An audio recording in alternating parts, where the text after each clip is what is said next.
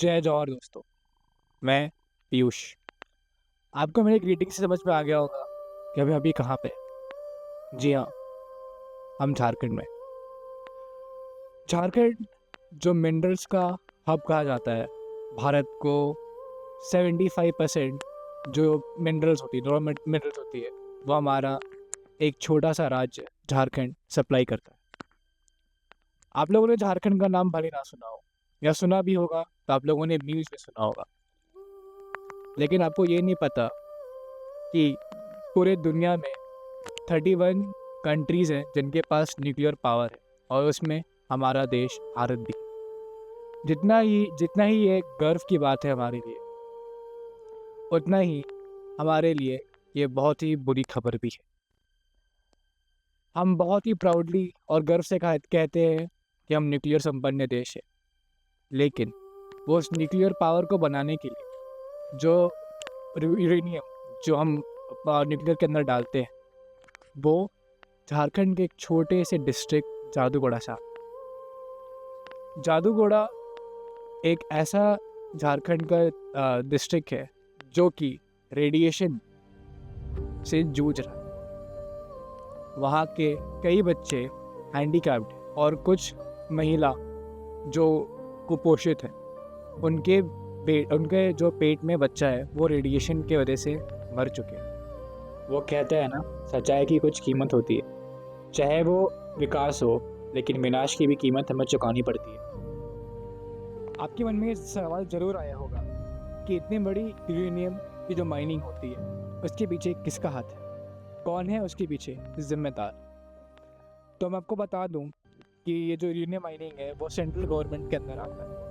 उन्होंने एक कॉरपोरेशन बनाया है जिसका नाम UCIL, जिसका पूरा फुल फॉर्म है uranium corporation of India limited.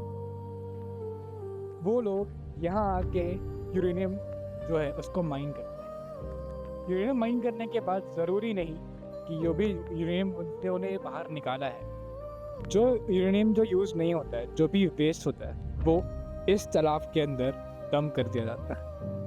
ये तालाब लोगों के घरों में यूज़ किया जाता है। जादूगोड़ा के जो भी गांव के लोग हैं, वो इसी तालाब से अपने घरों को नीड्स पूरा करते हैं। यहाँ तक कि जब यहाँ पे तेज़ बारिश होती है तो यही तालाब का पानी लोगों के खेत और घर तक भी पहुँच जाता है, जिससे उनकी फसल, साथ ही साथ जो उनकी मिट्टी है, वो भी रेडियो एक्टिव हो जाती है। आइए अब हम चलते और मिलते हैं जादूगोड़ा के लोगों से और जानते हैं उनकी कहानी उनकी ज़बानी से। यहाँ पर रेडिएशन के कारण बहुत सारे यहाँ प्रॉब्लम हुई है। पूरे पर्यावरण को प्रदूषित किया है। यहाँ का मिट्टी, यहाँ का पानी, यहाँ का हवा, यहाँ पेड़ पौधा सब प्रदूषित हो चुका है और यहाँ जीने लायक नहीं है।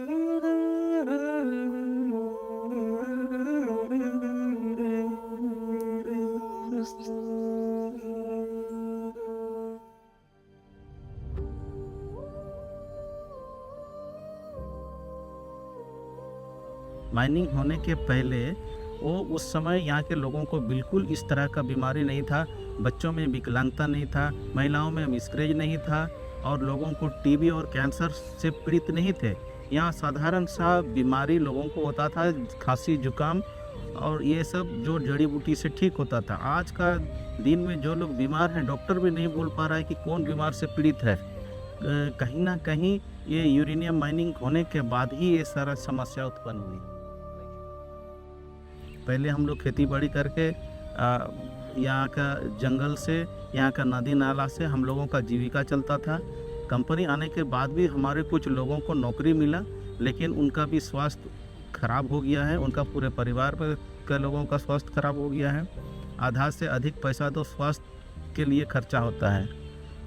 हमारे पूर्वजों लोगों को बताया गया था कि माइनिंग चालू होने से यहाँ के लोगों का जीवन स्तर बढ़ेगा, यहाँ के लोगों का पढ़ लिख करके डॉक्टर इंजीनियर बनेंगे, लेकिन यहाँ हमारे यहाँ कोई ऐसे नहीं बन रहा है।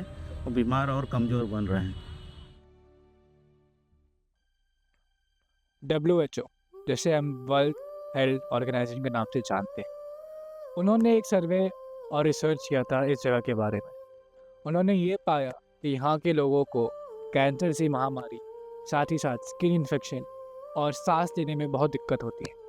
यहाँ यहाँ तक कि लोग जो यहाँ के मिल्क कंजम्पशन करते हैं, जो यहाँ के लोग जो दूध पीते हैं, वो किसी भी फॉर्म में क्यों ना, उसके अंदर हाई इंटेंस ऑफ रेडिएशन पाए गए। लोगों को ये नहीं पता कि वो दूध के नाम पे किस जहर को अपने अंदर ले लें। साथ ही साथ जो भी महिलाएं जब उनको पीरियड्स होता है, जो पीरियड्स का जो ब्लड लॉस होता है वो भी रेडिएशन की वजह से बहुत ज़्यादा होता है। साथ ही साथ यूरेनियम के जो रेडिएशन है उसके वजह से लोगों को जो वो यूरिन बाहर निकालते अपने बॉडी से, वो भी बहुत ही उन्हें जलन फील होता है बिकॉज ऑफ द रेडिएशन जो उनके बॉडी के अंदर पाया जाता है। झारखंड कई देवी देवताओं के स्थल अपनी सुंदरता के लिए भी बहुत मशहूर है, लेकिन यूसीआईएल के माइनिंग के वजह से झारखंड बहुत ही ज़्यादा बर्बाद हो चुका है। वहाँ के पेड़ पौधे मरने लगे रेडिएशन की वजह से। लेकिन अभी तक हमारा जो देश परगना है बेजू मुर्मू,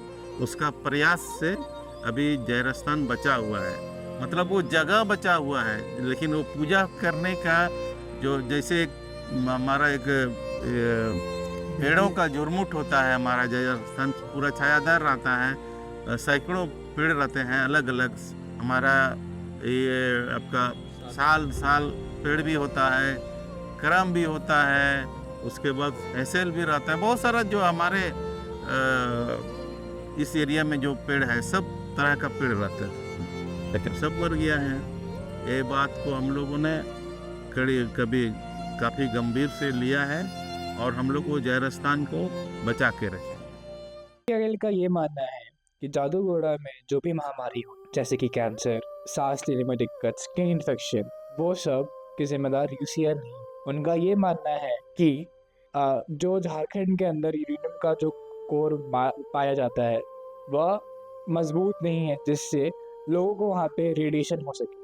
उनका ये भी कहना है कि जो भी महामारी उनमें हो रही है वो वहाँ के गंदे और खाने और पानी की वजह से हो रही है। आप अगर यहाँ का सीएमओ से पूछ देंगे कि क्या यहाँ लोग बीमार नहीं होते हैं, क्या इस तरह का जो लोग बोलते हैं कि ये रेडिएशन के कारण यहाँ बहुत सारी समस्याएं हैं, आप लोग पूछ सकते हैं ना, तो बोलेगा कि भाई देख लीजिए यहाँ कोई आता ही नहीं है, यहाँ इसके मतलब पेशेंट नहीं आ रहे हैं, कोई बीमार आदमी नहीं आ रहे हैं, तो आप समझिए कि यहाँ सब सुख शांति में है, निरोग है। वो लोग वही दिखाना चाहते हैं। ऐसी बात नहीं कि उसके पास पैसा नहीं है तो नहीं भी ये करेगा।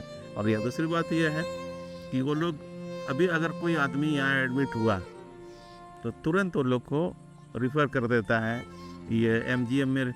मतलब अगर वो यूसीएल का वर्कर है तो उसको टीएमएच में भेजेगा, अगर गांव का आदमी है तो उसको एमजीएम भेजेगा या सदर अस्पताल भेजेगा। तो यहाँ पर आपको 1 घंटा भी नहीं रखेगा, बोलेगी आपको थोड़ा गंभीर है, यहाँ पर कोई व्यवस्था नहीं है, आप चले जाइए वहाँ। ऐसे ही करता है, इसीलिए खाली है।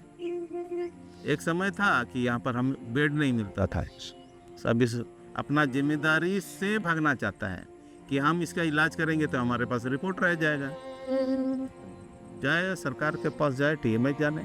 तो यही कि देश को जादूगोड़ा से तो बहुत कुछ मिला, बट जादूगोड़ा को देश से क्या मिला?